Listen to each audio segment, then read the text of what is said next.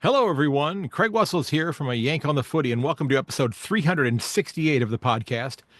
In just a moment, we're going to be jumping into my next preview episode for 2025. I believe this is the 8th, and I'm going to be joined by Matthew and by Nick from the Salty Bulldogs podcast as we preview said Bulldogs, the Western Bulldogs for 2025. I do hope you'll head over to my website, ayankonthefooty.com, and get signed up on the mailing list so that when new episodes come out, you will have them in your inbox almost immediately. Also, if you enjoy the podcast, I hope you'll take a moment and leave a review over there as well. It's a huge help, gives me some street credibility, if you will, with prospective listeners in Australia. If they can see that this American actually has some listeners in Australia that believe that I'm doing a fairly decent job with the podcast as well. Also, if you'd like to help out the show, you can certainly click on that Buy Me a Coffee button there as well. Follow me on my socials. Those are all linked on my website at Yank_on X or Twitter. You can find me on Facebook, Instagram, LinkedIn, also on YouTube and Rumble as well. I hope you'll subscribe there. Rumble is an up and coming video platform site similar to YouTube. And I'm starting to get some of my back catalog up there as well. And all the new episodes for previews this year are going there most definitely as well. So without any further ado, let's go ahead and jump into my chat with Matthew and with Nick as we talk all thing Bulldogs from the Salty Bulldog podcast.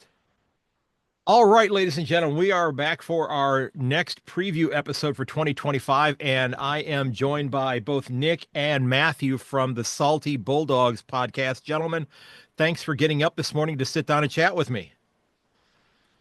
No, thank you, always a Craig. pleasure there, Craig. Yeah, looking forward to it. I'm very excited really about entertaining. this. It should be, and as we were talking about off air, the Bulldogs have had one of the more interesting off seasons. There's I haven't necessarily compared the list, but I would say that you could argue that the Bulldogs had the largest number of players that people would look at the list and go, "Hey, I know that guy and that guy and that guy and that guy," leaving the club than maybe any other club in the comp this year. So we're gonna get into that for a minute, but I do want to, since this is the first time I had a chance to speak to you, gentlemen, would love to get your background story on how you became Bulldog supporters, and then also how did the podcast come about? So I think I'll sort of start on that front because I was without blowing the trumpet too much, I was the one that got the podcast started. As far as origin stories with Bulldogs, with supporting the Bulldogs goes, mine's pretty straightforward. It runs in the family. Okay. So my granddad was Wally Donald, who was involved in the 1954 Premiership. He was vice captain of that side. So when I came around, I didn't really have a choice. Everyone else in the family went for the Bulldogs, so we had such strong ties there. As far as the podcast went, Nick and I met up a couple of times during the 2017 season, and we got along really well as sort of Bulldog supporting friends right from the off. Every time we caught up to talk, we would just chat Bulldogs for hours and hours on end. And I was kind of trying to set up a podcast when I first met Nick, but I didn't really have a co-host that I could turn to. But Nick quickly set himself up as someone who I could bounce ideas off really well, and yeah, he was one that I asked to join and whether he'd be interested, because we talked enough about the club that we may as well just record our thoughts. And so, yes, after the end of the 2017 season, we sat down and started recording our first few episodes in a study room at Swinburne University with just a phone in the middle of the table. And yeah, the rest is history.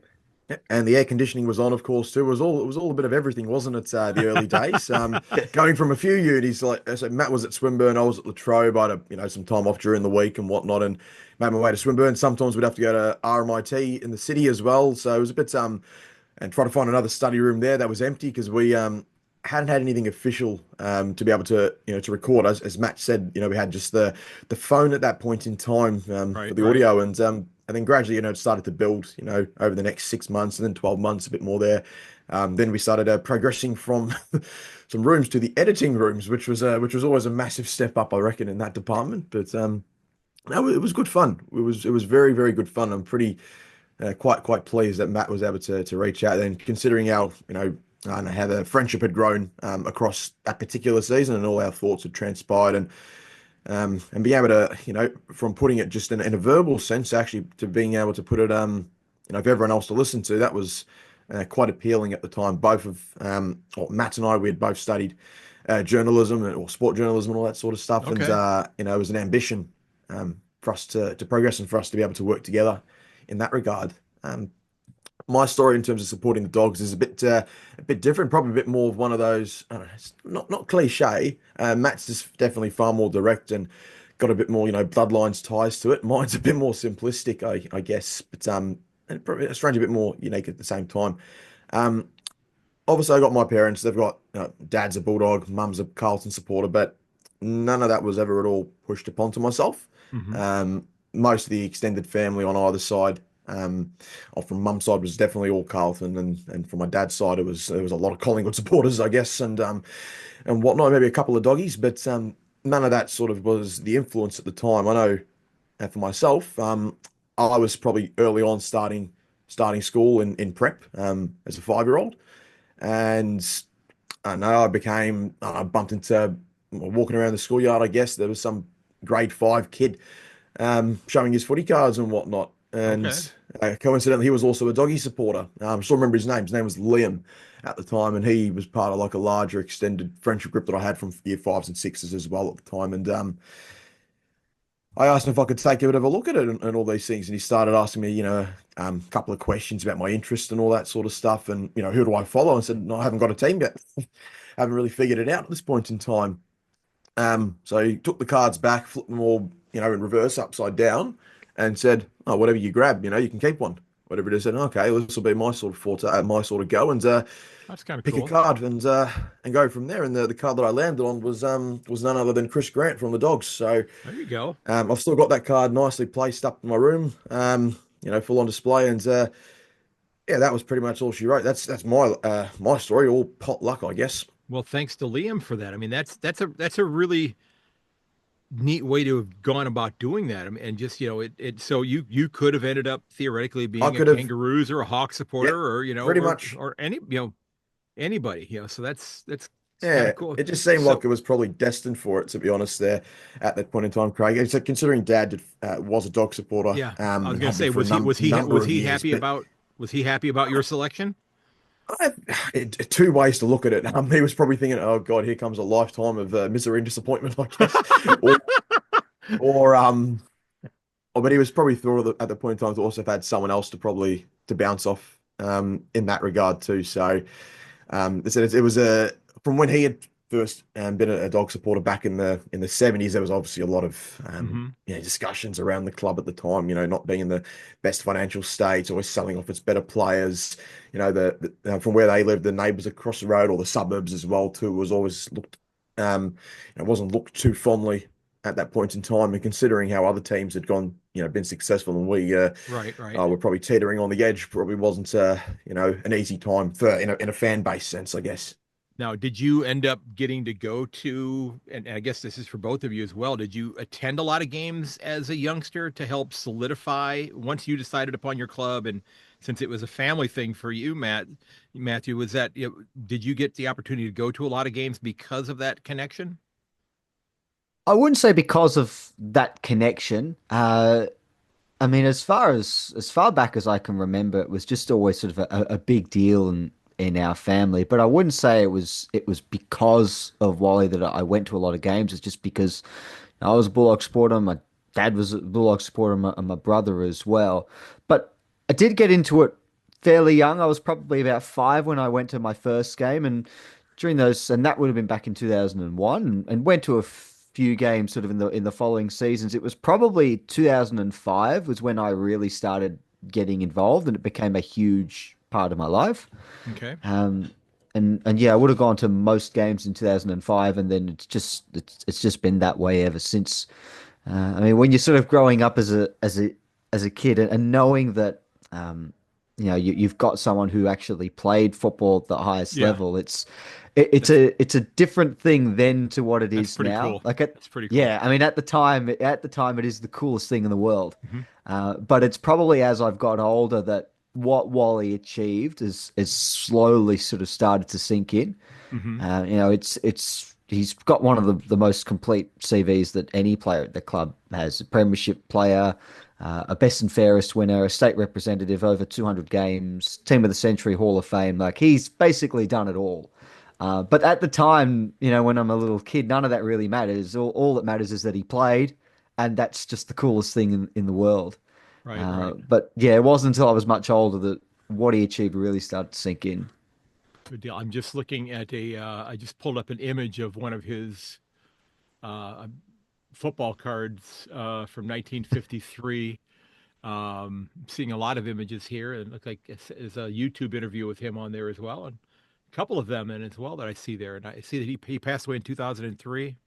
Yeah. So, So sorry about that. Yeah, that's yeah, no, he was, yeah, he had quite a big impact on my life in the first few years. He was probably my best friend growing up, to be honest, for those outstanding. those first few And, years. and he lived nearby. Just down the road, yeah, Okay, just that down that the road, a is minute walk. it's that's Pretty cool. that's a really and I was fortunate enough both sets of my grandparents lived in the same town. As long till they passed away. So that's an advantage that kids don't always get. Mm. So you had that connection, which is awesome. And as you said, as you started to get a little bit more into it, and you reflected back on it maybe after he had passed, but I'm sure he imparted some wisdom about the game and that sort of thing a little bit along the line when he was in his later years as well to you. So I'm sure you've got some great discussions that you're going to treasure forever. Oh yeah, absolutely. Not all about football, and I Right. think that's what made him as special as he was. We were proud of the footballer, but we loved the person Well, first. The person always came first.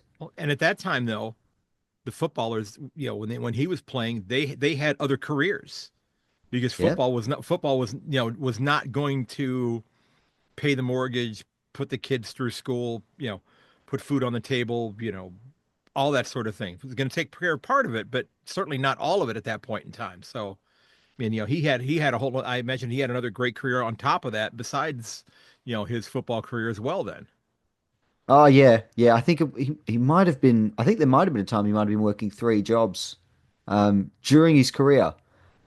He got. He think it was about £3 a game. I think he got. So yeah, it's not enough to support the family. hmm But yeah, he and his wife, it was an incredible job that they did together to raise a yeah, family. yeah. So, let's move into the current year for the Bulldogs. They did play finals last year. I think they finished 14-9. Got bumped out by the Hawks in the elimination final, and I don't think anybody. I'm sorry I brought it up, but it's online. People can find it. Sorry, but sorry about that, Nick. Um, I don't think people saw Hawthorne coming last year. Nobody was expecting Hawthorne to maybe make that jump quite yet, or not many people were.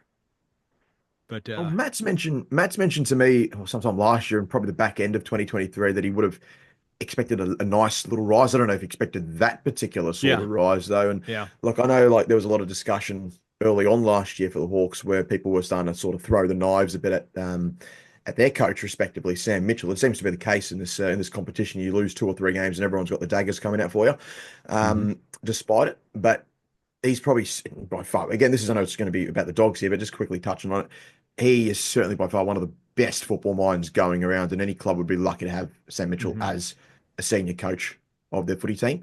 And he's been around in the system for a long time, even growing up his particular trade. Even when West Coast won that flag in 2018, Mitchell was again, from what they all bring up about, that he was a large part of that brains trust with that midfield department as an assistant there, despite playing hmm only 1 year with the club the year prior. Um, Look, do I think that the defeat last year was a shock to some extent in terms of how it happened?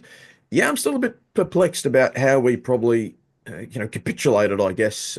But when we factor in but unfortunately, it seems to have become a little bit of a reputation on our own accord. 2022, 2021, 2019, and all these other, 2020 as well. These particular finals that we've played in recent years, Hmm. besides, three particular finals in 2021, we've fallen away and not done ourselves, good service in terms of enhancing our reputation in particular. And well, last year was another game on, on the biggest, or one of the biggest stages of all, probably the biggest crowd outside the grand finals that we've ever played in front of, which was a privilege to be a part of.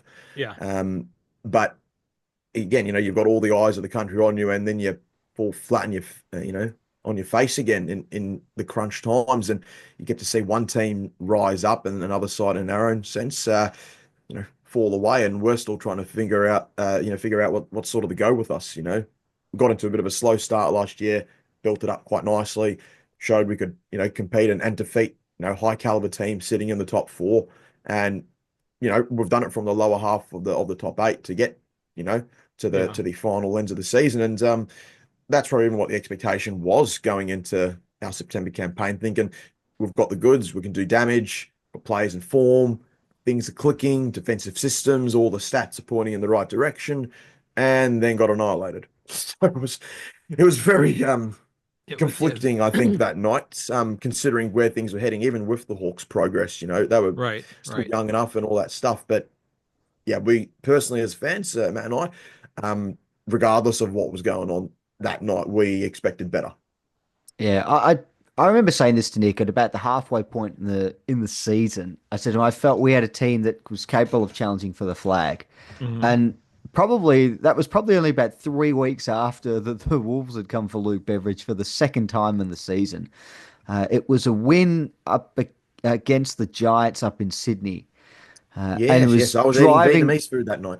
It was driving rain, and we beat them by about 4 or 5 20, goals, I think it 22 was, points. in 22 Yeah, 22 points. points.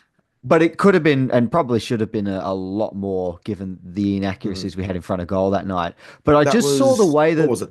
8-22 8-22, to, something like that. yeah, to Yeah, 7-6 or something. Yeah, like yeah, 30 scoring shots to 13, and yeah, another 20 or 30 inside 50 entries. It was a demolition Yeah. job. It was 822. Yeah, exactly. yeah. Yep. But I just saw, and I saw the way that we played what was a really good side at that point off the park. Like the Giants were a top four contender, Hmm. and we'd just gone onto their home patch and annihilated them.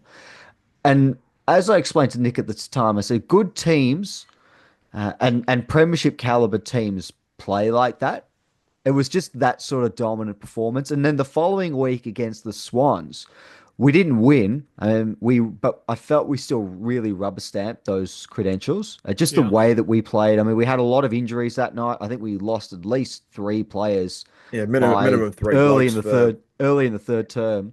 Got to Yeah, 5 goals down midway in the last, and then clawed it back and got within, might have been 8 points at some stage in the last. So kept finding it out. And then from then I really felt confident that this team could go all the way. Mm.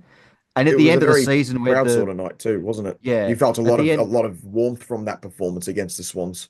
We all yeah, sort of did. It was yeah, very, very very intriguing to watch that It one. was an yeah, it it was was, an honorable loss, if you will. A yeah. very honourable Yeah. loss. It Yeah. scared the bejesus out of Sydney, I think, that particular match. And over the course of the season, despite the slow start, we had the best, I think we had the best defense and we had the second best attack in the competition. Now that's top four profile, Mm, no matter how you look at it. So to mm, finish sixth on the ladder and then ultimately seventh going out in the first week of the season doesn't really sell quite how well we performed over the course of the season in comparison to the rest of the competition. So I was Hmm. very disappointed with the first round exit. I honestly felt like we could have gone all the way last year. mm. It was one of those sides that had all of the pieces in play. But this is what happens now. If you start slowly and you have a bad month, it can be the difference between top four and Mm. sneaking into the top eight. So Which we've been guilty of many a time. yeah, looking at your list, I mean, you, as I mentioned at the outset, you've had more known quantities leave your club in this last off season than I think anybody else in the comp. I mean, how do you, Caleb Daniels not going to be there now. Bailey Smith, Jack McRae, Alex Keith was delisted. Who in First of all, who is the biggest loss out of those four, and then who's going to be the most difficult one to replace? That's a really good question. It's I've probably got not one Nick and I have thought no, pondered but too much in I've got an summer. answer. I do have an answer. I haven't until now. I haven't thought much about it, but it depends on which way you probably sort of look at these group of personnel there, Craig. Given the other departures, and Hmm. whatnot too, with the depth options from the Rezzies. But Right, right. in terms of immediate impact, those sort of players where there's a lot more attachment to, obviously Daniel and McRae, people are going to think very fondly about them, and rightly so. And God bless them, they can do what they want at their new clubs. And, you're not going to hear a bad word said about them from any Dogs fan, regardless, because in terms of the best of both worlds, it still sucks, to be honest, to not see them finish their careers with us. But for what's good for them and probably what we're thinking or at least hoping um, to do with this particular, say, cap space and, Hmm. midfield space and all that sort of stuff, it's probably the correct decision on a strategic sense, to add a point of difference, but you're still losing two very good players. Now, Right, in right. terms of impact, it's probably who's a better footballer? Um, Probably McRae, I guess, in terms of what he's been able to produce for bar last season for the better part of 12, 11 consecutive years. He's been, effectively, and I've said it to Matt before, he's been effectively Robin to Bontempelli as Batman. Hmm. They've just Hmm. been the pair that have just gone to business and been probably one of the great 1-2 punches going around in the competition. Um, Daniel will probably have to sort of work around a couple or a few times, I guess, in the last 4 or 5 seasons. I remember 2018 used to play as like that high half forward, then we had to throw him down back, and then we tried to throw him along in the mids, and then we had to throw him again as an extra at the stoppages and all this stuff. So there was a lot of reinventing of the wheel. So again, in that sort of context, there had always been signs that he'd always have to be, or he'd always have to adapt to the situation due to Yeah. his particular limitations. But he was such a good player, regardless, that he was still good enough to cope with them. But Right, right. sometimes it just sometimes it just happens, I guess. The player that we're going to miss the most, which again is probably going to tick off the fan base a little bit, is a fellow that didn't play at all last year for us, which is Bailey Smith. And his point of difference for where we're trying to go to, we're talking about the footballer specifically. Um, his point of difference to the midfield and whatnot, what he would have added was a lot more burst, a lot more power, that sort of stuff Hmm. that we've been trying to incorporate into this midfield mix, which is starting to get a bit on and, aging. Trelaw's 31, Livers 32, turning 33. Montempelli's going to be turning 30 this year. And a couple of others. This midfield mix that we've had for the better part since 2016. Well, although it's still solid enough, regardless, even the new guys coming through, but its immediate star power is starting to wane, even Right, though right. it had a good season or great set of trio seasons last year. But you can't keep going to the same well. You need something else. You need a new spark of life, and then obviously compounded when Dunkley left. 2 years prior as Hmm. well. Yeah, These are yeah. the two mids that would be pretty much taking that next step for us, and there's different reasons as to why each of them have departed. Adam Lockie Hunter for his own respective reasons as well, and he's retired now and finished up. So hopefully, things can go on.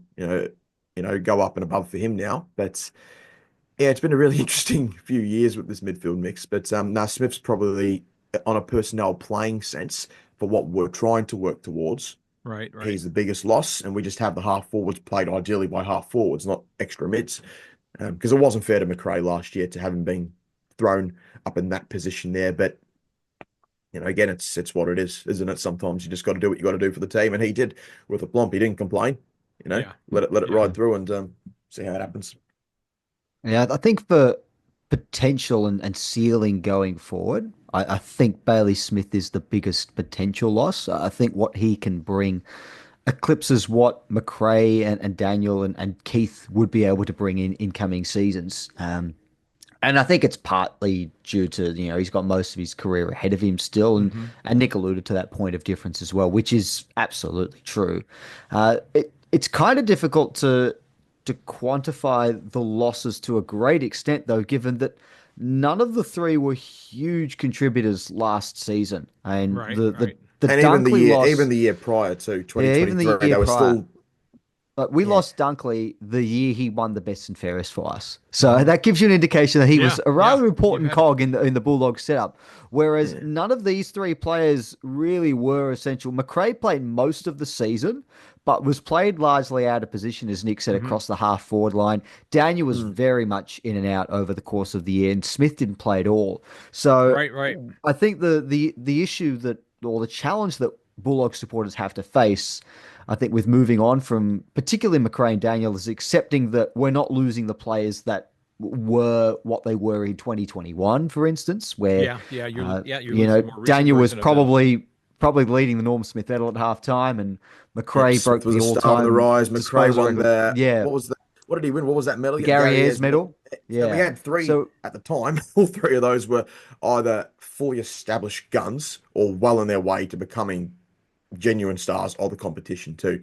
But again, things aren't always. I've said to Matt many a time, things aren't always linear, regardless. So It's and Keith is the other one you mentioned, and as Mm-hmm. far as the best 23 goes, he'd been pushed out by the end of the season. If you look at the defensive structure that the Dogs went with, he played a few games at the midway point of the season, right. but by the end of it, he was not first choice anymore. So they're difficult to they're difficult losses to quantify in terms of how significant. They're probably more, they hurt the depth more than anything, because that's sort of where they were in the rankings by the end of it. that's where they sort of all fitted then.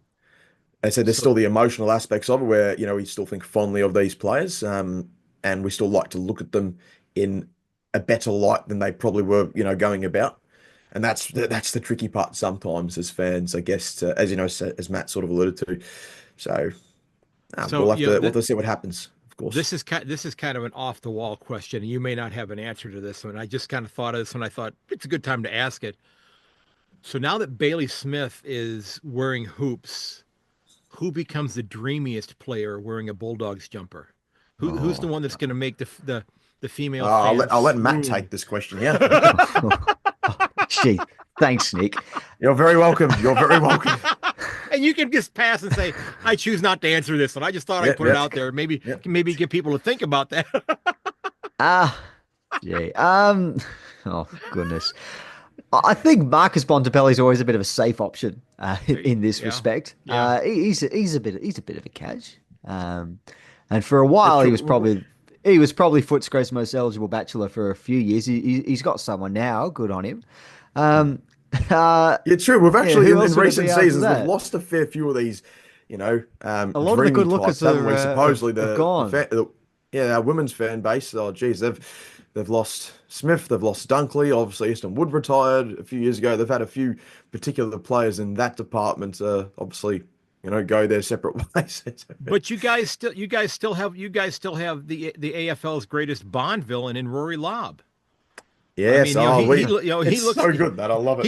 He looks like he should. You could pick any Bond film and probably find one of the villains, the henchman for the villain, and go, holy crap, that's Rory Lobb. I reckon he could pull off Les Sharif in Casino Royale. I reckon he could. Definitely supersized version of it. But Mads Mikkelsen, he was an amazing actor in that. So I'm not too sure about Rory's acting abilities there, but we did have the privilege last year to have a bit of a chat with him too, didn't we?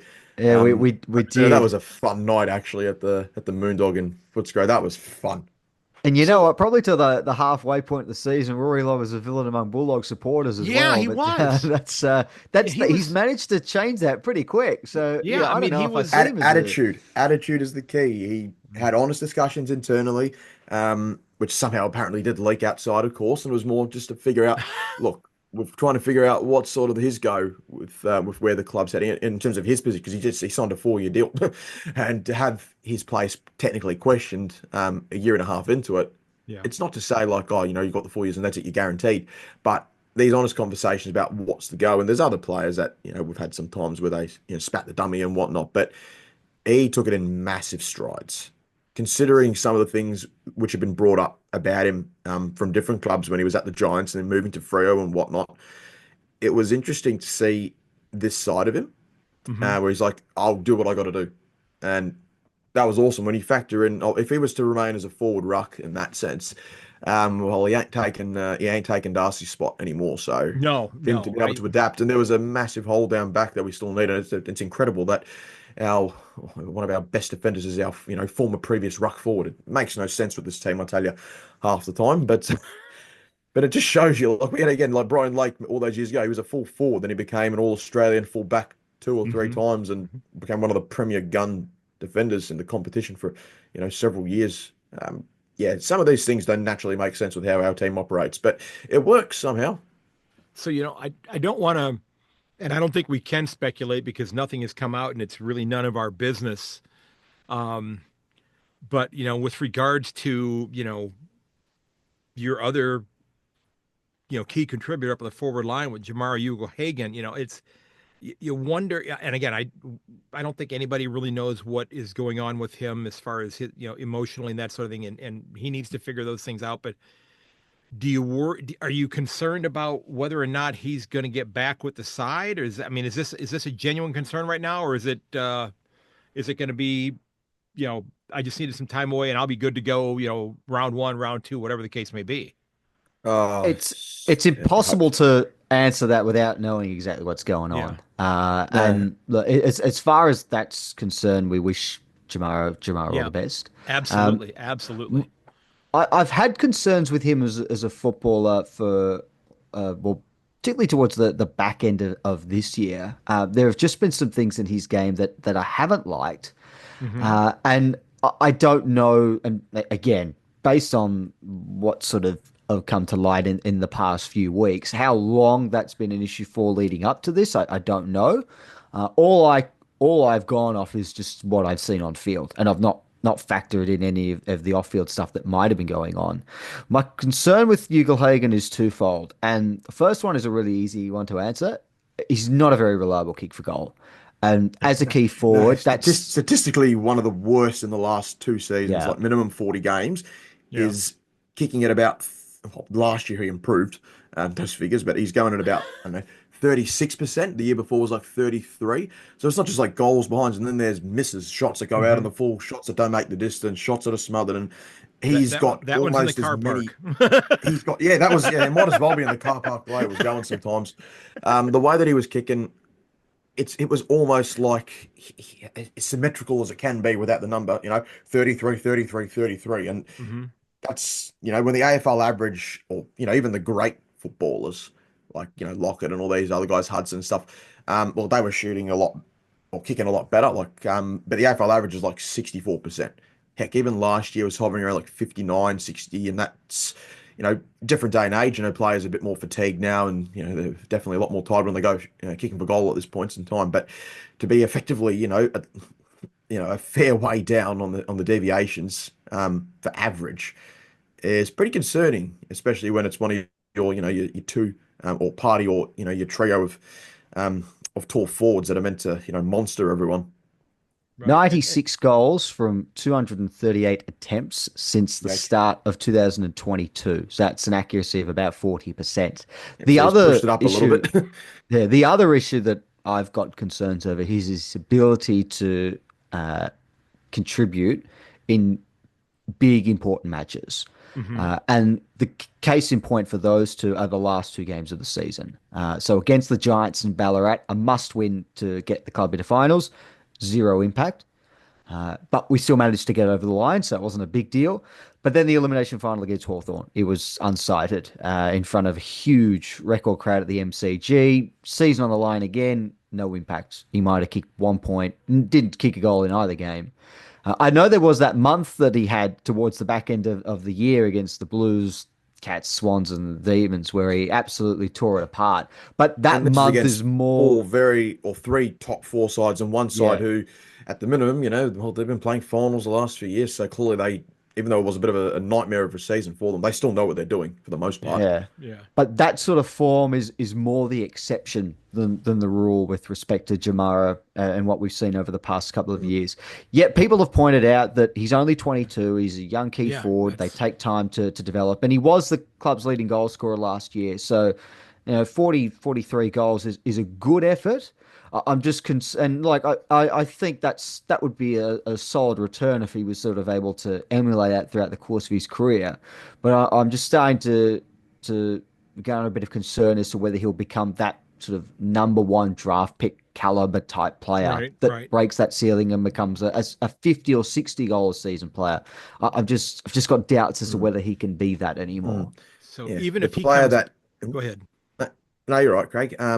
The player that he should project to become at the minimum is if everything falls into alignment and whatnot, he should be breaking Simon Beasley's all-time club leading goal kicking record of 575. In all seriousness, if this is what he's able to achieve and realize of what he can produce, I'm not expecting bags of five each week, but this is a fellow who sort of flows in sync with how the team operates. Right, Three right. weeks good, couple weeks off, 3 weeks good, couple weeks off, sort of stuff. And that's again with our inconsistencies, which are consistently inconsistent. And that's sort of the ties with Jamara, I guess, capable of absolutely destroying teams, genuinely Yeah, destroying sides. yes. I mean, And then another tremendous, week he'll tremendous be athlete. and then another week he'll be an absolute ghost or a fly on the ceiling and just watching the show unfold. Well, is that partly, and again, maybe it's him losing focus, but is that also maybe, Sam Darcy beginning to eclipse him a little bit? Is Darcy, because you got somebody that big, that athletic, who seems to maybe even be a slightly better kick of the ball.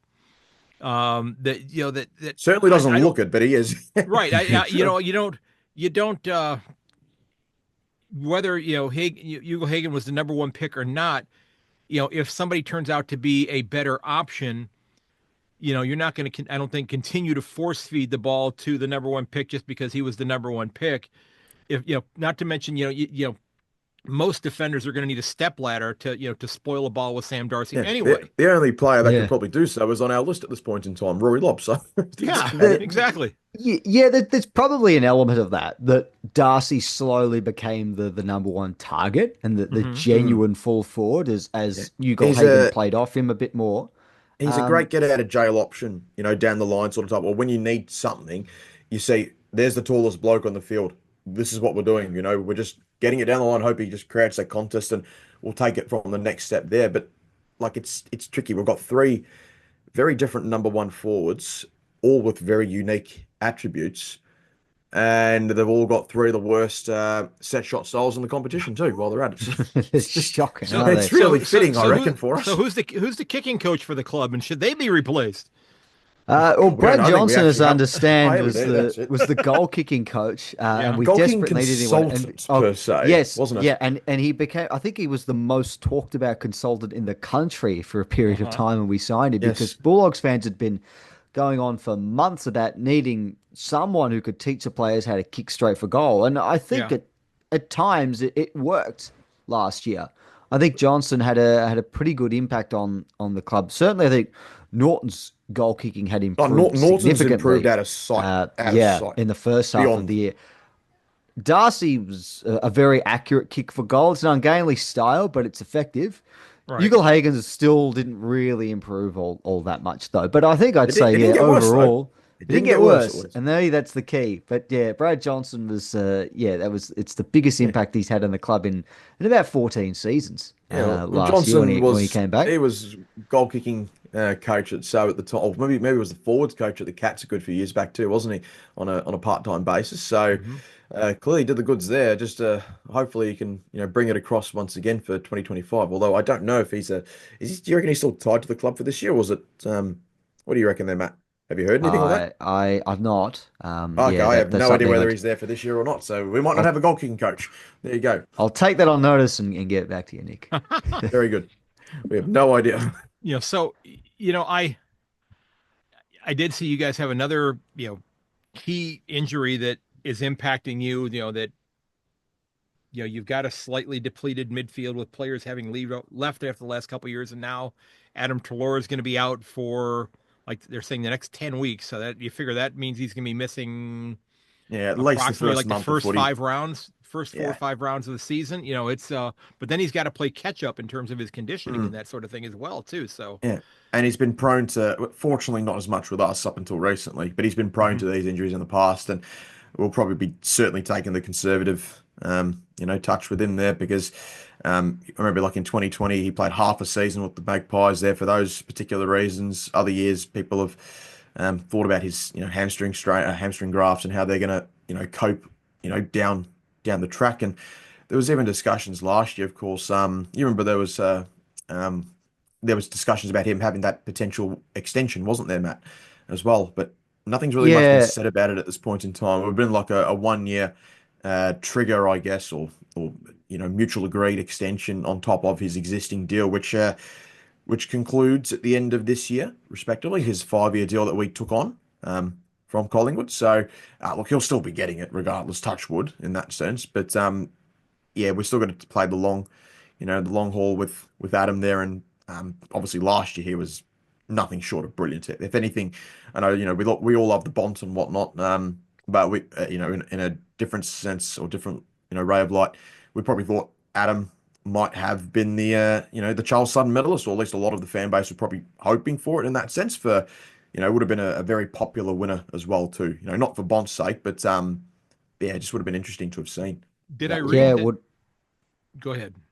No, you go on, I was Craig. going to ask. I said, did I read that Jason Johansson also got injured just recently as well? Yeah. And Tim Yeah, English as well. So we're Oh, and walking oh, wounded and, at this and point in time. holy, I didn't. I yeah, didn't. I missed the news about Tim English.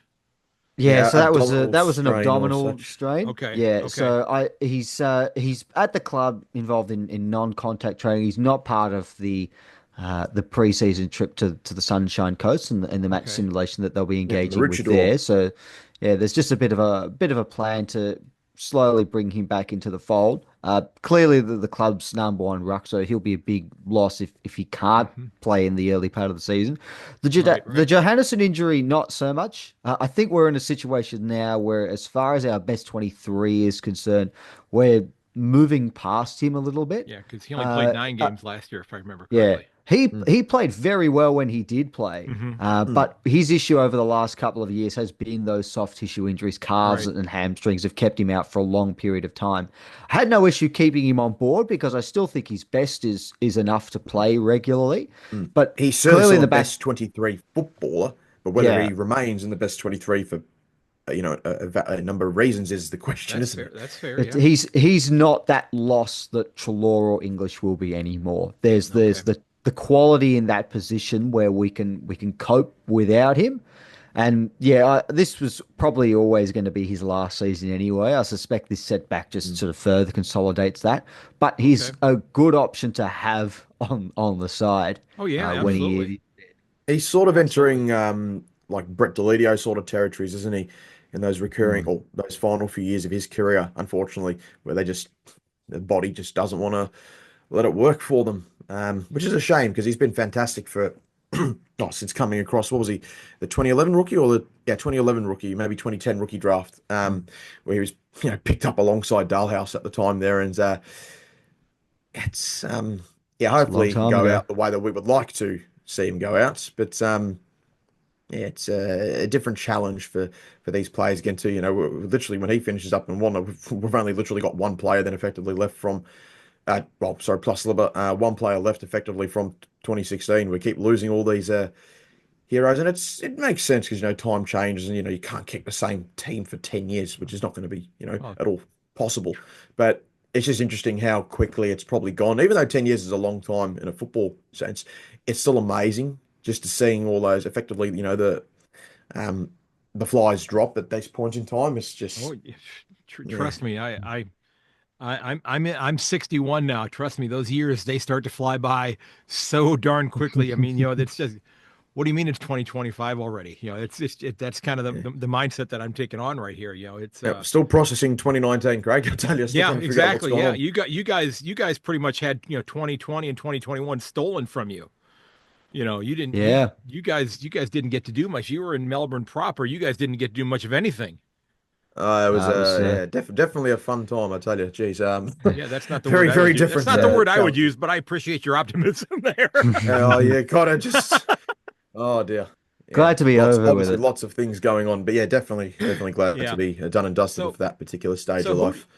who do you see, with all of these players that have left, whether they were depth players or whether they were, people who were in the starting 23, who do you see pushing their way into the 23 that may not, that may right now have their names written on their magnet in pencil, but are going to be getting their name in ink on their magnet here pretty soon? Who's that going to Yeah. happen with this year? I think there's a lot of hope that Riley Sanders will be that man, and was in and out of the side over the course of last season. Was dropped a Hmm. couple of times, subbed out another couple of times. But I think when you take out someone like Adam Treloar and then your midfield depth of McRae and Daniel, I think there's not just a lot of hope. I think there's a lot of pressure that he bridges the gap as well. Sanders, and he's a number 6 draft pick from a couple of seasons ago, and was racking up the numbers for. Traded up a lot to get Yep, gave a his lot selection up to too. get him, and racked up numbers for fun at VFL level last year when he played there as well. He would pick up 30 disposals without breaking a sweat. I think Hmm. he's still got to find the balance in his game, but from the people who I've spoken to who have observed the Dogs at pre-season, they've been very impressed with the way that he's presented and performed. So I think there's a lot of hope that he can make the grade, even though, we're asking a lot for a second year player to come in and fill the gap that an Yeah. all Australian midfielder Yeah. has left. So there's a bit of pressure on that front. I think the arrival of Matt Kennedy helps to offset that as well, from Carlton, who'll provide Right. a Right. bit of experience and ability through that midfield. With Hagen unlikely to be available for the first few games of the season at least, there is a lot of excitement around what Sam Davidson might be able to add to that forward line. And while he's not a genuine key forward option, he's more of a third tall. Hmm. He impressed last year We haven't for. got a third tall though, don't we? We No, don't we happen to have haven't. one. We've got either three giants or three midgets in the forward line, Yeah, effectively. but now we're going with our two keys, and maybe this sort of hybrid third that Davidson can be. And he impressed for Richmond in the VFL. I think he was their leading goal scorer last year, and he won the Fothergill Round Mitchell Medal, which is awarded to the best promising youngster in the VFL. I think each of the Under last 23. under So 23, and I think each of the last 17 winners of that award have gone on to make it at AFL in terms of finding a spot on the list.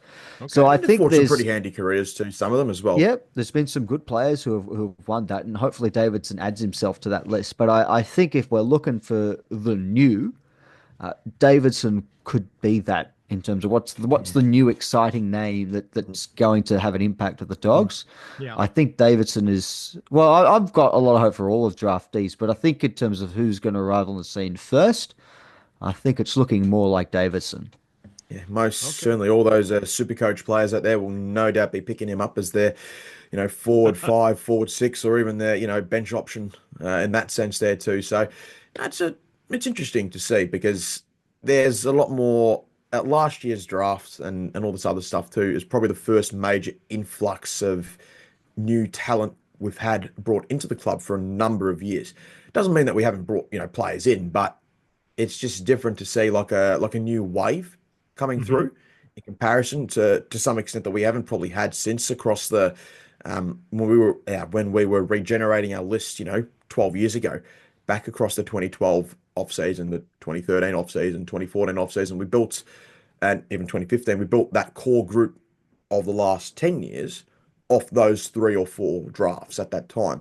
And Yeah. now we've had this draft, we've had the previous drafts, and of course, probably this particular, or 2025's one, in 10 months' time, is probably going to be the finishing touches, I guess, on that next wave going forward. Because we've had, as I said, for a number of years, we've had a lot of our key players grow up together.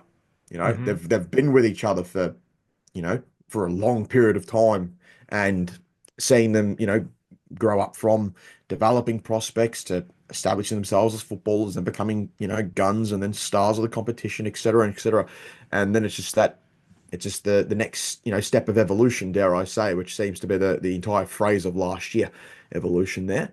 And that Yeah. probably again to sync with Daniel, with McRae departing as well, where we're moving or trying to move forward, I guess, and find our new point of difference. And Davidson's a part of that crop too.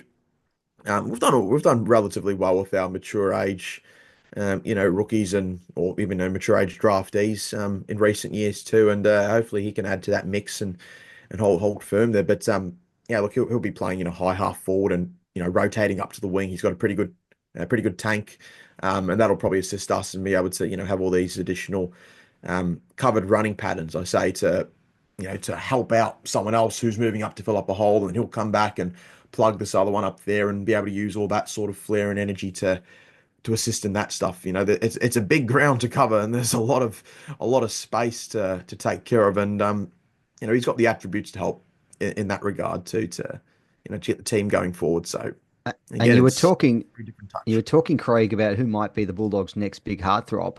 I think Hmm. Sam Davidson's every chance Yeah, of there you go. throwing his There's hat your into the answer. ring. Thank you. Oh, Tall, there you go. tall, athletic, and flowing bright blonde locks. He's a likely candidate, I would think. Let's Yes, see yes. We'll here. have to ask the other half of the fan base and see what their thoughts are on that. That'll be the next Twitter poll, I reckon. There, Matt. Wonderful. Yeah. Okay, I could see that. I see couple of photos here. A couple of photos. He's got a little bit of Zach Guthrie in him. A little bit. Ah, Yeah, Zach a little He Guthrie. looks bit. a little bit like Zach Guthrie in a Uh, couple of these the Gu- photos. the Guthrie family are great people, brilliant Yeah. people. Knew one of their sons a couple of years back, Josh. Back Okay. when he was at the VFL at Coburg, there, and they're brilliant, brilliant family. Cameron, Zach, Josh, and Ben. Yeah, Yeah. terrific I people mean, from Sunbury. Zach is my favorite player with the Cats.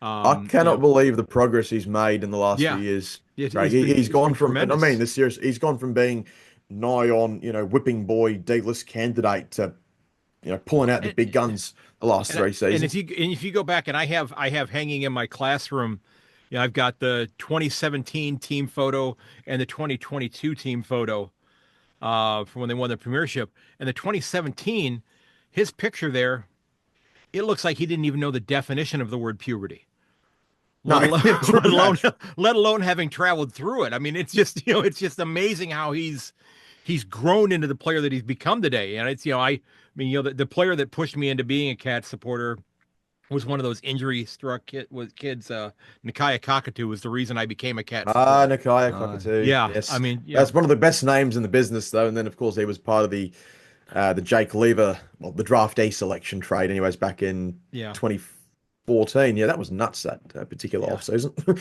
yeah. But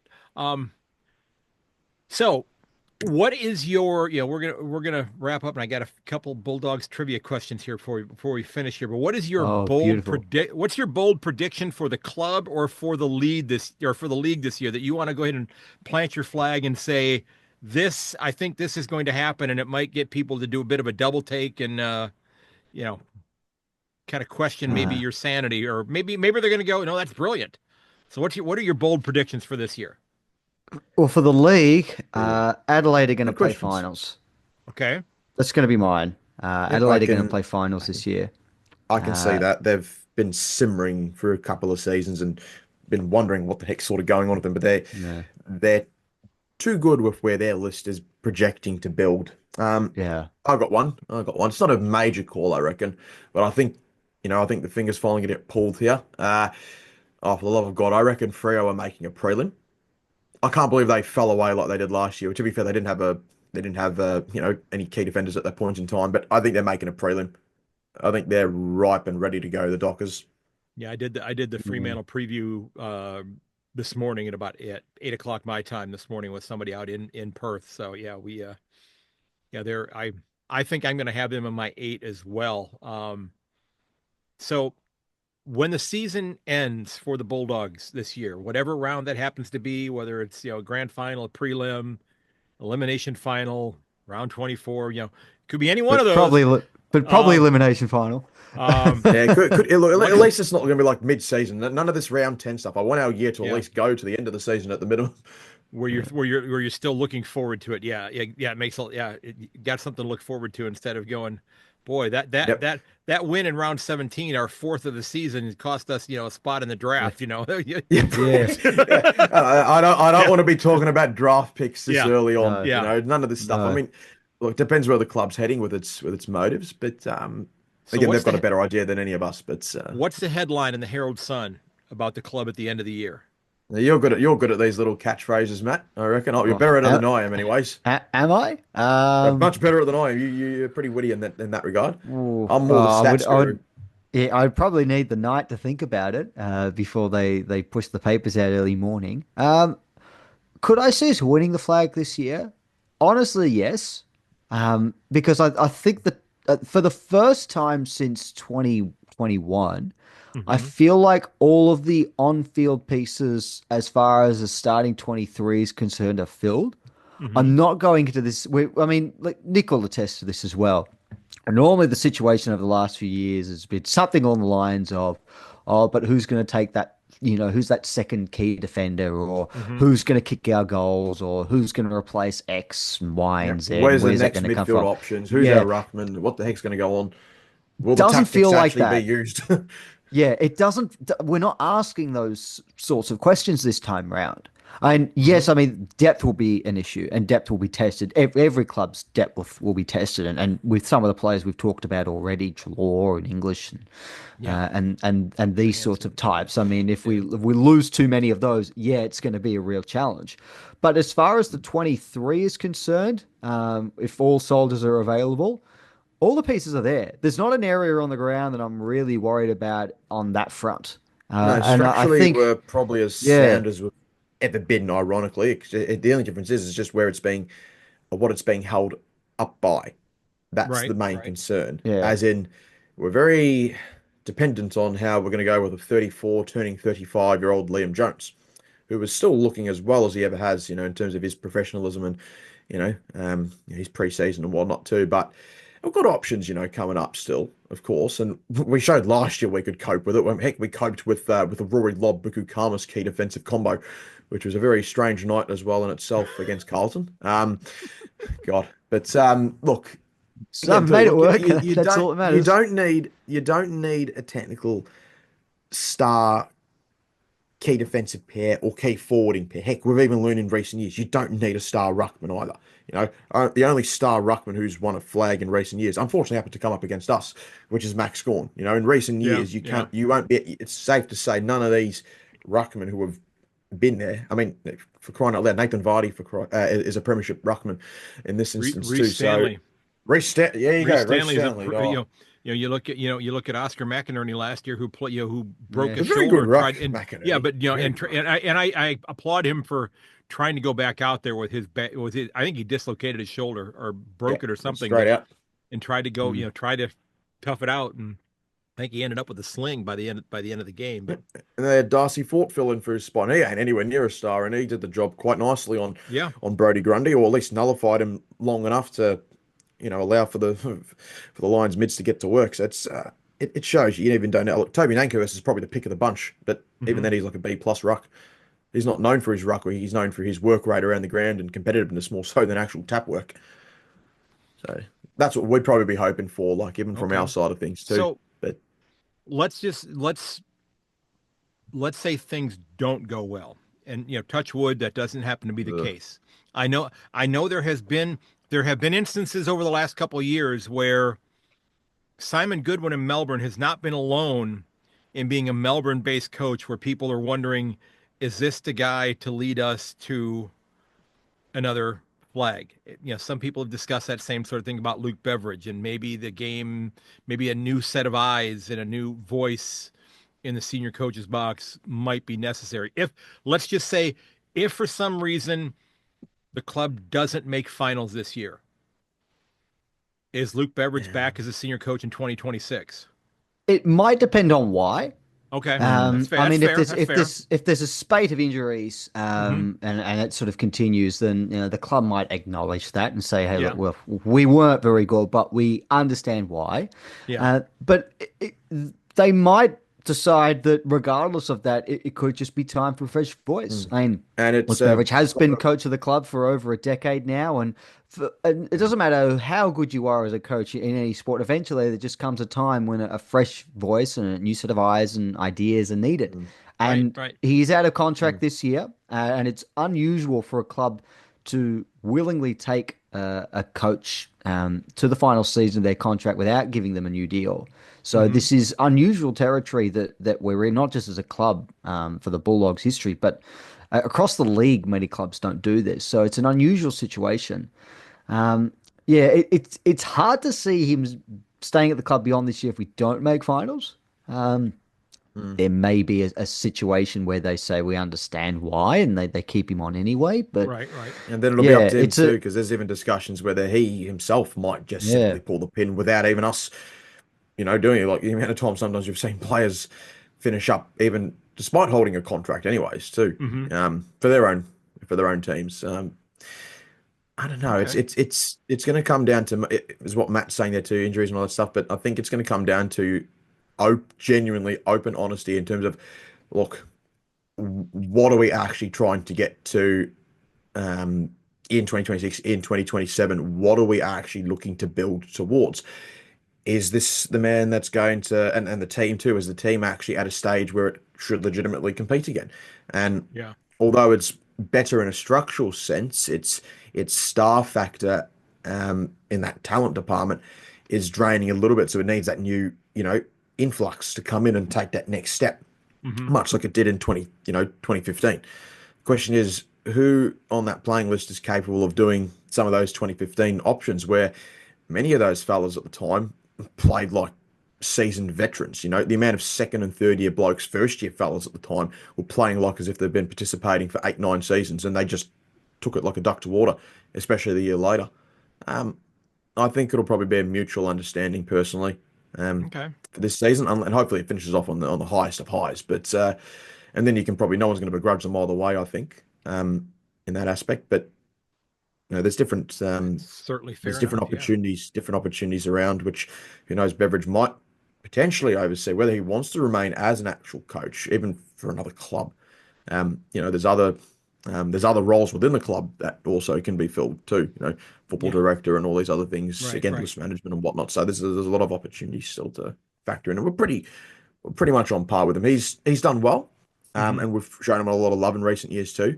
The football club and protecting him and giving him the benefit of the doubt, and both of them too. I've always said it's all tactics and that stuff with him, but I've always put the blame a lot more on the personnel on the field for if you guys are as good as what people think and what you guys project to be, why can't you do it? And Yeah. that's what comes Yeah. down to these elimination final losses where it's no good and all being good on paper, but you can't do that on the field. So it's a That's different true. thing. Yep. So, you guys ready for some Bulldogs trivia before we get out of here today?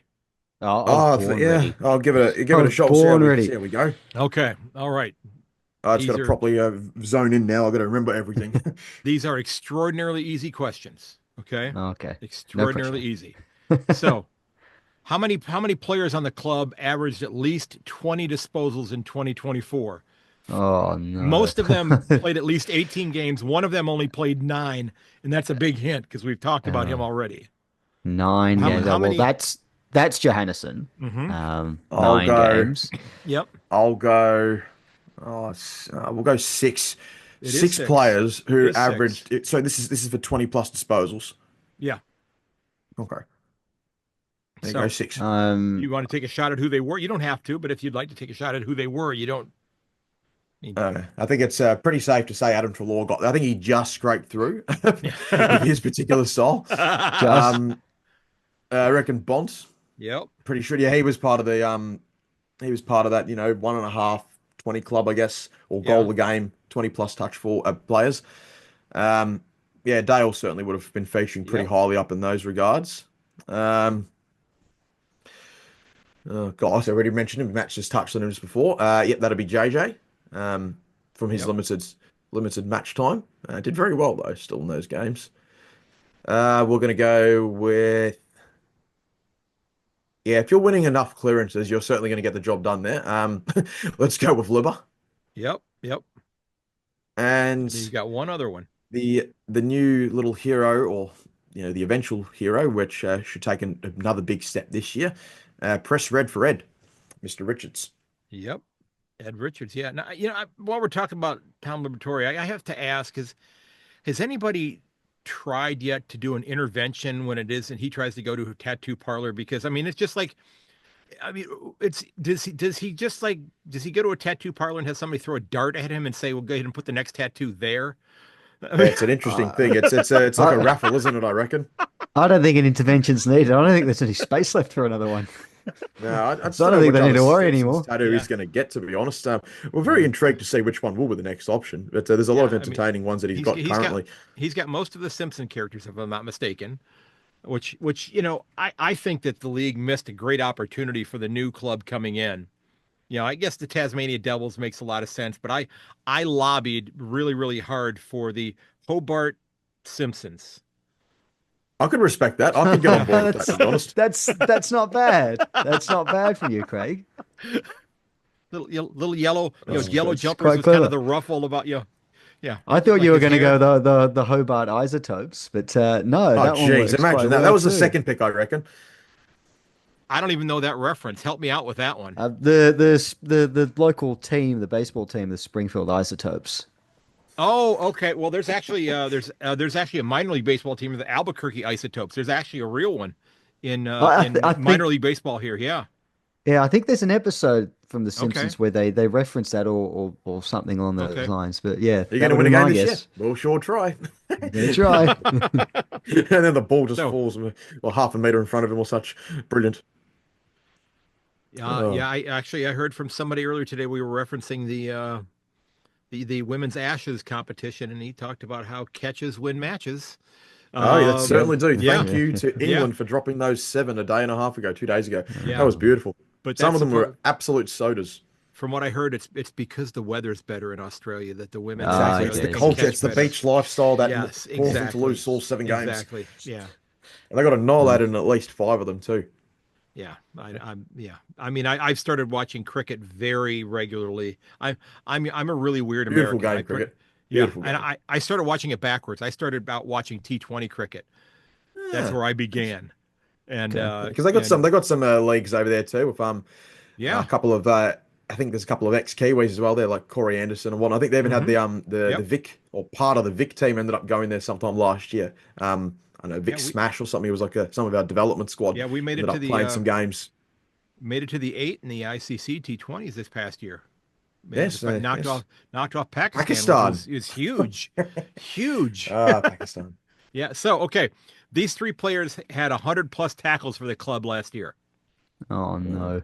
God. All right. I feel like Who- Yep. Bont's Yep, normally I'll pretty second that. safe with these sorts of things. He's normally our Uh, best tackler, anyways. I reckon Bont. He's always yeah, got vice-like grip. Libba is a pretty safe bet normally. He missed That's a the few second games, one. but That's the the second second one. one, Yep. could it be Trelaw, Nick? Yes, it If is. he's getting enough Oh, of the there you ball, go. It Yes, it is. if is. he's getting enough Yeah. of the ball, yeah, that makes sense. To be fair, it's Yep. a bit ironic. Like he's got that much of the ball, and he's also in the top three for tackles. I don't know if that's any good or bad, but good to show his commitment, I must say, though. Okay. Hmm. This player led the club with an average of 7.481 percenters last year. Oh 7.481 God. percenters. Oh, here we go. Jones. It's Liam got Jones, it's Liam got to Jones. be Jones. Liam Surely? Jones, yes. Yep. So you guys are 3 for 3 so far here. Let's see if we can find an easier question here for you. Yeah. This one may be a little tougher. I don't know. Which coach won more games as a Bulldog senior coach, Rodney Eade or Terry Wallace? I'm gonna go Rodney Eade. He got like 88 wins. I think Terry Walsh was like in the mid 70s. I think that's what I'm sticking with. I'm just gonna stick with Rodney Eade. If I'm wrong, I'm wrong. Who cares? Matthew, what are you thinking?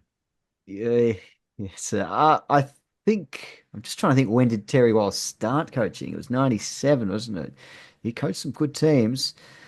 No, I'm gonna go with Rodney Eade, I That's think. correct. Yep. Yeah. 88 Yeah. wins. You're spot on that. Oh, Hey, there we And go. Wallace had 79. Yeah. 79. That's right. 88 Yeah, like, wins, 72 losses, 2 draws, 79 wins, 67 losses, 2 draws. and both of those draws were heart attacks.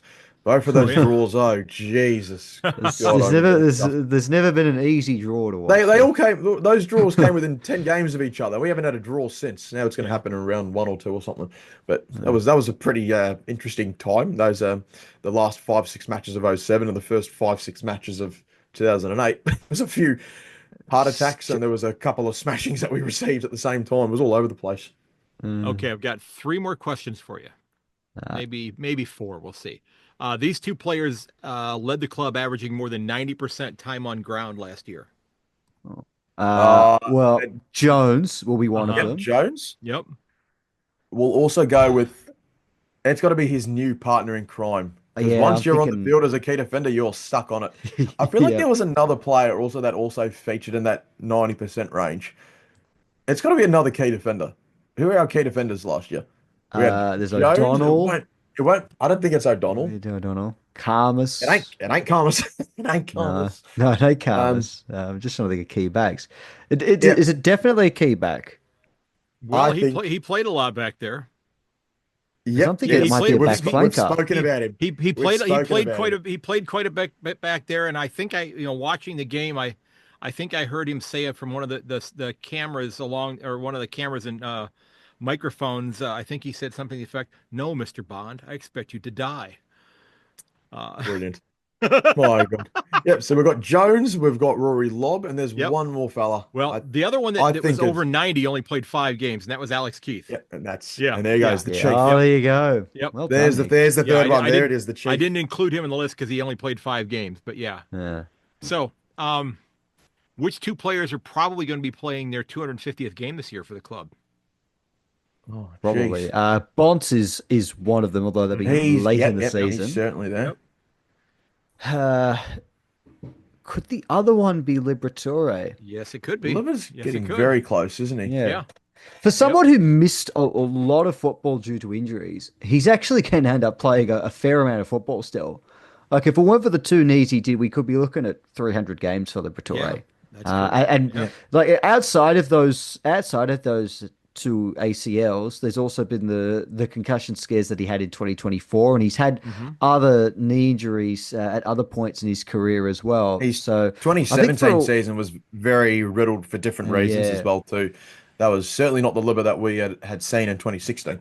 So yeah, he's overperformed, I think, by probably Missed a few 70 to games 80 in games. missed a few games in 2019 too. He wasn't part of Yeah. that finals campaign as well. I think Luke Beveridge said early 2020 they were worried he might never play again. So he's done quite well to Look, get to this look, point. I will always enjoy this comment though from Matthew Lloyd. Liverpool wouldn't get a game in our midfield for the Bombers. You gotta be joking, seriously. You cannot be saying that. You cannot be saying that. I think that's the round 21 2000 bitterness coming through, but I could Oh, be wrong. jeez. On that Well, one. That's just how many When days you- has it been now? yeah, thank you. That's been a lot of days. Just everyone follow that other random Twitter page days since that's the last night final. It's Yeah. brilliant. Not enough is the answer Yes, there, there Craig. you go. There you go. Not Yeah, enough. okay. So the last question for you. In the history of the Bulldogs, have they won more games at Windy Hill or Cardenia Park? Oh God, I'd take our chances at Windy Hill. To be I'm honest. going We've only I'm won going like Windy Hill. 15 games. We've only won like 15 games at the Cattery, maybe Yeah, 16 now there's- or something. It's an absolute nightmare to go down. Yeah, probably wouldn't be by too much though, I reckon. Because it's not like Windy Hill's exactly our best friend either. It's not like we've been there recently either. But No, but there were I'll take Windy Hill. We would have done all right Yeah. there, I Okay. reckon, in the 50s. Well, at Cardenia Park, 15 wins, 46 losses, 1 draw. At Windy Hill, 39 losses and 20 wins. Fantastic. That's probably one of our better records at opposition venues, I reckon. Right ground. Unfortunately, the way we were tracking early on in our early days Yeah. and for those 2 decades in the 60s and 70s. Oh man, To give you an idea on just how much of a bogey ground Cardinia Park is, we had our team of the 50s was one of the best teams ever. And Wally played at Cardinia Park 8 times, never won. 7 defeats and that 1 draw that you alluded to as well. It was the only ground he played at that he never won at. So even our very best have struggled there. yeah, that place is cursed for us. I mean, it makes sense, but it's just like I don't know what the heck's going on at that venue for us. We just sort of just get psyched out in some regard too. It's just terrifying. I can't. That's what's hilarious. You just brought it up then. One of our best ever teams didn't win down there and barely won down there. And our 03 team that won the Wooden Spoon beat Geelong twice in a 3-win season. Once at the Cattery. That makes no sense at all with this club. Although I wasn't- we unbeaten in 2 seasons down there now. We've won two in a Yeah, row. We're on a hot we're going streak. back to backs. Yep. You And it's all guys, because of Rory Lobb, mate. It's all because of You Rory know, you Lobb. know what? and Fremantle and GWS and you guys always seem to have the Cats number in Geelong Oh no, not in recent always. years. Not In always. Well, recent look, to be I years. fair, in reckon. recent times, we've got the number. We've got them now under our thumb for once. I think It's Nick, just been, we should reach out to Mark Knight of the Herald Sun Game to commission a back-to-back poster of Dogs winning I a agree. continuous Back to back. to 23 and 24 Well, I've back to got- back. Oh man, and they got to have Rory Lobb I'd in pay that for that particular one. graphic too. They have to. Yeah. We've beaten Geelong twice down there, thanks to him. Well, Yeah. I've got the 27 or I'm sorry, the 2011 Premiership poster from the Herald Sun up there, but then I've got the three Herald Sun ones from what is it, 07, 09, and 11 hanging up here. 'Cause Yeah. I'm in I turned a walk-in closet in a spare bedroom into my recording studio. So that's That is the way, mate. That Yeah. is the way. Nothing better than that, to be yep, honest. yep. Do what you So got to do. gentlemen, before we go, listeners, if they haven't checked out your show, they need to know about your show, where they can find your website, where they can listen to your podcast, and what can they expect to hear from you in 2025. So the Salty Bulldog podcast is available wherever you get your podcasts, Spotify, Apple Podcasts, and I'm sure there's a host of other places as well. We've got a catalog of social media channels as well, Twitter or X, however you prefer to call it these days, Facebook, Instagram. There's a website as well, which is www.thesaltybulldog.wixsite.com/home. Which And I have linked at the top here, and Yeah, I will you've- put that in the show notes as well. Oh, wonderful. Thank you for that. And our episodes are weekly. So we will probably actually start probably in the next week or so with our own weekly review episodes, given that our first match is on the 15th of February, our first practice match at least. Going to try and introduce a new series as well throughout the course of the year, celebrating 100 years since the club's admission into the VFL in 1925. Do Okay. have a interesting episode in the offing in a couple of days from now. It's with Jamie Cooper, who's an artist. He's the man responsible for painting the club's team of the century. He commissioned that when that was unveiled back in 2002. So Okay. and he's done that for a number of clubs, but including the Bulldogs. So that was an interesting chat, and I'm looking forward to putting that one out into the ether. And hopefully that's the first of a few special guests we get this year. Outstanding. Outstanding. Well, I do want to wish you guys the best of luck. I don't know if you've ever spoken to the biggest Bulldog supporter here in the United States before. Are you familiar with Frode Jernhardt that lives down in the state of Florida? Yes. Oh, the name Yes, rings a bell. The name yeah, rings a no, bell. in that He's, sense. well I- aware you of know, him. I've only seen, Frode posts a lot of stuff on social media, and I've only seen him. He's a firefighter by trade. I've only seen him in his firefighter gear or something Bulldogs related. It doesn't matter where. It doesn't matter. He and his wife travel all over the world, and everywhere he goes, he's wearing his Bulldogs gear. Everywhere. Good on him. Everywhere. Good on him. So yeah. So Rep. if you're looking, if you're ever looking for a passionate viewpoint from a Bulldog supporter on this side of the planet, he would definitely be. He's definitely a very passionate supporter of the club. But I Too wish good, you too guys. good. Good stuff. I wish you guys all the best, except for round 11 this year.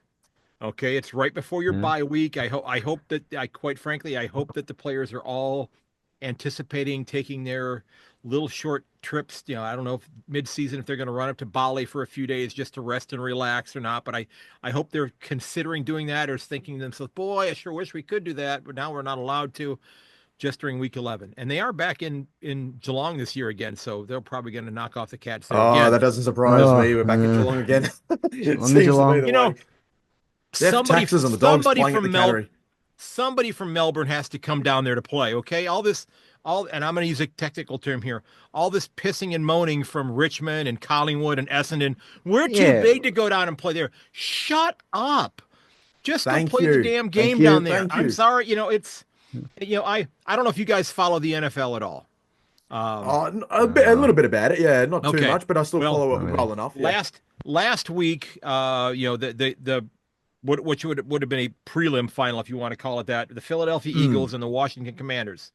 Philadelphia had was the higher seeded team, so they got to play the home game.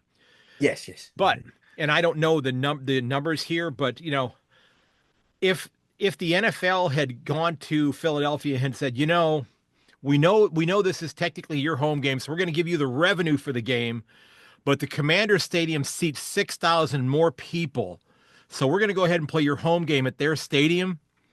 Philadelphia fans would have driven to Washington and burned the stadium to the ground before they let that happen. So it's the one thing. It's the one thing in the AFL that I acknowledge it, but I understand the reasoning behind it, but it just is that thing that just makes my head hurt. And I know you guys go out and we'll play a game each year out at your training ground and that sort of thing. That's a great kind of a reward for for your fans out in that area. But it's the fact that that you've got a club like the Magpies. Yes, we're the biggest club in the comp.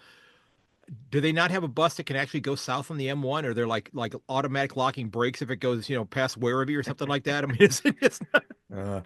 I reckon they're just not welcome there. No one wants to see the Magpie supporters down that way, anyways. To be honest. Well, you know what? If it's a Cats game, then maybe there aren't any Magpie supporters there, just a select few. Yeah, I get, and that's again, this is me as the NFL fan thinking, and I don't watch a lot of the NFL, but I'm a Cleveland Browns fan, which is kind of like being a Saints supporter. Yes, I've got a couple of mates that are on the Browns. Yeah, years and years of futility. Yes, I'm just looking at this right now, just for the heck of it. This is really weird. We've got, in terms of the category, every time we seem to win, it's only in streaks.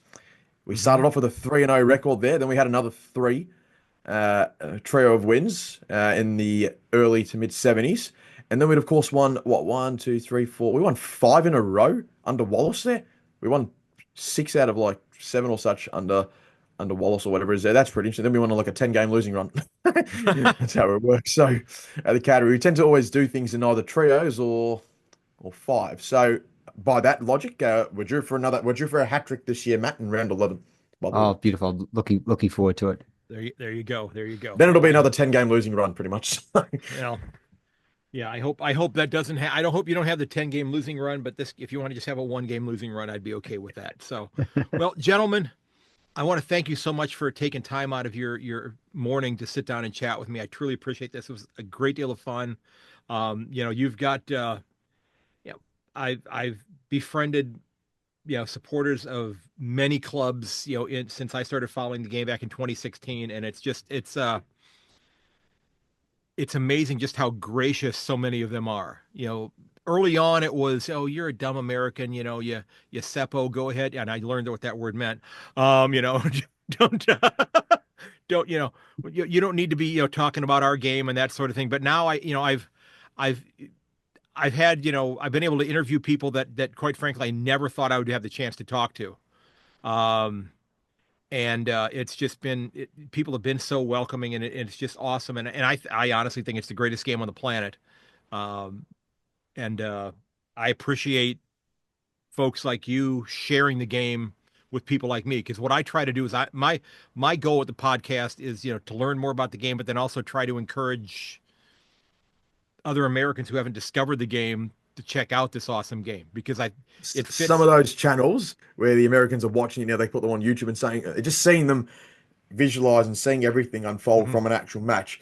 Right. It's pretty cool when you get to see them actually show their enjoyments and their knowledge bases of it too, as well. Yeah. It's very entertaining in a good way, being able to see them enjoy what we, fortunately are able to call out, national sports for that stuff, which we all love very much. The NFL and the NBA do a tremendous job marketing themselves in Australia. Oh, okay, I love it. Definitely. Once this is done, I'll be watching any NBA game on KO after this. So and I heard, I guess they announced this weekend that in 2026 the Los Angeles Rams are going to play a game at the MCG. Are you kidding? No, that's pretty cool. That is actually very cool. I just saw that. So, but the AFL does a terrible job promoting the game here. And my thesis has always been, if you can just get 1% of our population interested in the AFL, that is Australia's population. If you can get 1% of this country interested in your game, that's your entire population. Yeah.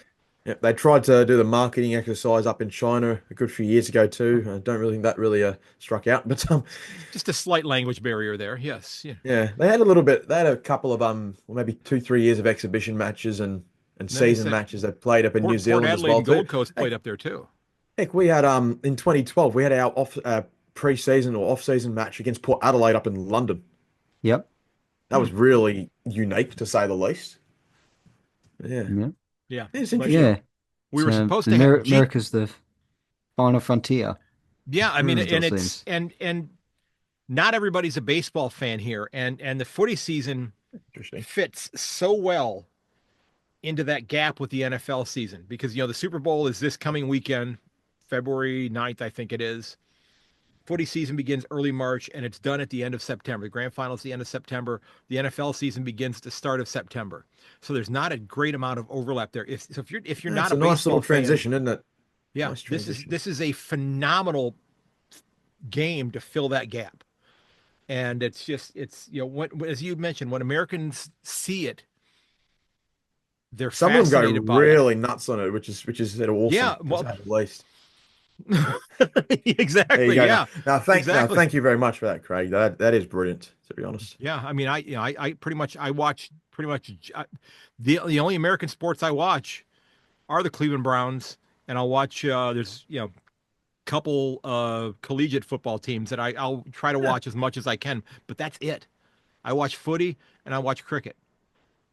That's my sport. That's my sport viewing. Hmm. Is You're footy and almost an cricket. Aussie. Yeah, I Almost an don't. Aussie, I tell you. Um, do the 24 or so? Let me get the right hand here. The 24 or so empty jars up there that from the last two and a half years. I noticed that. Yeah, there's 24. Those are my empties right there. Okay, I absolutely love it. Absolutely love it. Yeah, I have one jar left in reserve up here. There we So, go. Perfectly yeah, I have placed. one left up here that I have not opened yet. I've got one in my classroom at school, and I've got one downstairs in the kitchen. And and I use it all the time. Oh, no, good stuff. Absolutely love it. Yeah. So, gentlemen, thanks so very much for your time. I really, really appreciate it. I know that you probably got things going on a Sunday morning there, and I don't want to take up any more of your time. But this was an absolute pleasure to meet the both of you. And as I said, I wish your club the best this year. I wish you guys the best and the success with your podcast as well. And like I said, I will put links for everything in the show notes, and I'll send you a link when it's all ready to go. And thanks a bunch, please. No, Cheers, thanks gentlemen. for Cheers, that, Craig, Craig. that was It's, amazing. Good on you. You bet. Oh. Thanks, guys. No, thank you, Have a Craig. You bet. Pleasure. Yeah. You bet. Cheers. Enjoy your afternoon, mate. Okay. Will do. All right, Matt, Nick, gentlemen, thanks so very much for taking time out of your busy Sunday morning to sit down and chat with me. A lot of fun. We had an awful lot of laughs even after the recording stopped. Some of that stuff would have been nice to have in here, but that's okay. Just two absolute gentlemen who are passionate about their club, and I love hearing the connection with Matt and his grandfather, being the 1954 captain of the club. Just really, really wonderful story, and I'm so glad that he shared that. Now, folks, remember, you can find everything about the podcast over at my website, ayankonthefooty.com. I'm always looking for great guests. So if you've got a great story to tell, if you've got, a passion about the game that maybe is a little bit unique, or a unique story as to how you came to the game, I'd love to hear it. And I would love to give you the opportunity to share that with listeners as well. So please reach out on my website, get subscribed over there as well, get on the mailing list, subscribe to my socials as well. And you can also shoot me an email at ayankonthefooty@gmail.com. And if you like the show, and I hope you do, that you'll consider leaving a review for the podcast as well. You can do the Apple reviews right there on my website, or you can leave a review right on my website. It's a huge help. It really, really is. It's probably the best way to help promote the podcast organically. I hope you'll share it as well. If you're enjoying the content, I do hope you'll tell your friends about this crazy American who loves your game and is so appreciative of you being generous with your time in telling me about this game as well. So folks, if you need to talk to somebody, if you need to reach out to somebody, make sure you check up with your friends. Let them know if you need some help as well. Don't be afraid to reach out for help. Don't be afraid to make sure that they're okay as well. Okay, the world is a much, much better place with you in it. All of those numbers for Australia and the United States can be found in the show notes of every single episode of this podcast. So if you do need to talk to someone, please, please do that. And ladies and gentlemen, I can't wait to bring the next episode to you. It's going to be coming very, very soon. And as always, may your dribble kick never hit the post. I will catch you later. And this has been episode 368. Please share the episode with your friends and family. Tell your friends about it. Get subscribed. That'd be a huge help. And until next time, everybody, cheers and goodbye.